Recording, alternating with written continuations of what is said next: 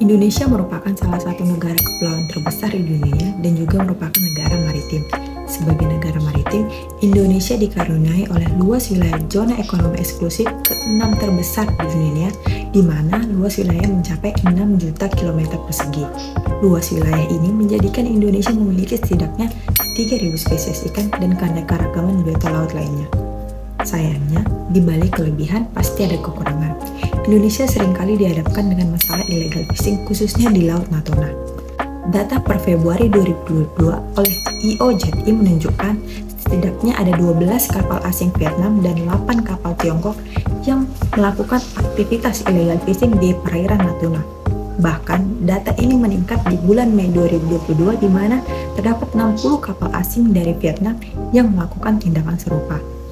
Polisi Brief ini akan mengevaluasi apa saja kebijakan-kebijakan yang telah dilakukan oleh Kementerian Kelautan dalam menangani aktivitas illegal fishing yang ada di perairan Natuna.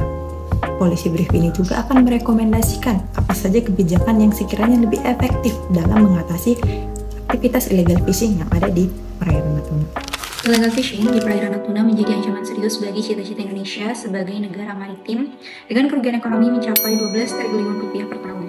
Pada 2022, tercatat 12 kapal ikan Vietnam dan 8 kapal ikan Tiongkok melakukan illegal fishing di wilayah pengelolaan perikanan, yang kemudian meningkat menjadi 60 kapal Vietnam pada Mei 2022 dengan menggunakan air troll yang merusak habitat ikan. Kapal patroli Vietnam atau VFRS juga dilaporkan memasuki ZE Indonesia sejauh 7 sampai 10 mil sejak 2021 hingga 2022 sehingga mengancam kedaulatan maritim dan stabilitas regional. Praktik ini tuh merugikan nelayan lokal yang kesulitan bersaing dengan kapal asing berteknologi tinggi. Oleh karena itu, pemerintah perlu memperkuat penegakan hukum maritim, melindungi sumber daya kelautan, dan mendorong keberlanjutan sektor perikanan untuk menjaga kedaulatan serta stabilitas ekonomi.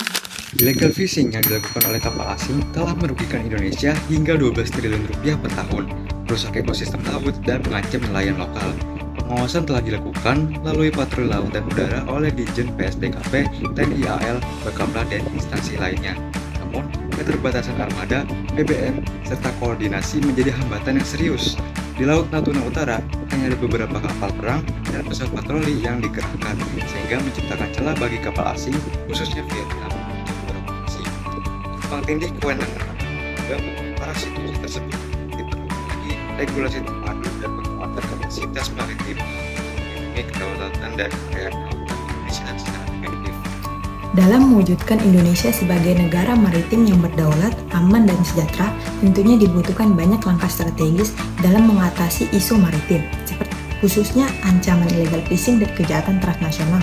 Meskipun Indonesia sudah punya regulasi keamanan laut, namun adanya tumpang tindih kewenangan lembaga serta tidak adanya payung hukum yang komprehensif menjadi hambatan utama dalam Indonesia mewujudkan negara maritim yang berdaulat. Nah, adanya kolaborasi antara Bakamla, TNI AL, dan instansi lainnya merupakan bentuk komitmen pemerintah dalam mewujudkan Indonesia sebagai negara maritim. Sayangnya, kurangnya prasarana menjadikan salah satu hambatan dalam Indonesia mewujudkan hal ini. Antara Maret hingga September 2021, ada 332 kapal ikan Vietnam terdeteksi masuk ke dalam zona ekonomi eksklusif Indonesia, dengan aktivitas puncak mencapai 100 kapal di area 110 km3. Namun, pengawasan di Laut Natuna Utara terkendala oleh keterbatasan kapal patroli dan armada TNI AL. Untuk mengatasi hal ini, pemerintah perlu mengalokasikan anggaran untuk pengadaan kapal patroli baru dan modernisasi alutsista utama.